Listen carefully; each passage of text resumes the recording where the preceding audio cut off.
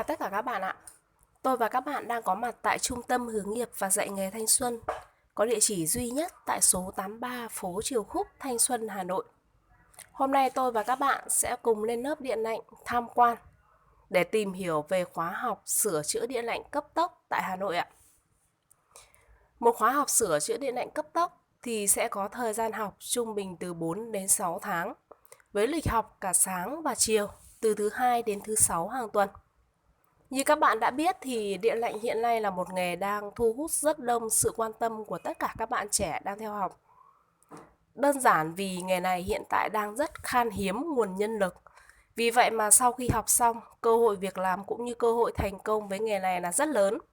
Vì vậy, việc lựa chọn một khóa học sửa chữa điện lạnh cấp tốc trong thời điểm này sẽ là một sự lựa chọn tối ưu.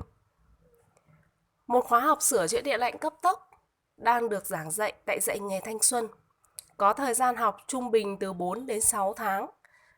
Trong thời gian đó, các bạn sẽ được học về các thiết bị như tủ lạnh, điều hòa, máy giặt, lò vi sóng, bình nóng lạnh.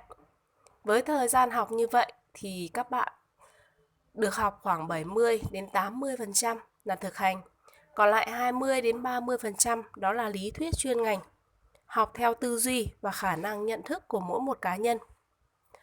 Sau khi kết thúc chương trình học ở trường, các bạn sẽ được nhà trường cam kết đảm bảo việc làm với mức thu nhập từ 6 đến 8 triệu đồng một tháng.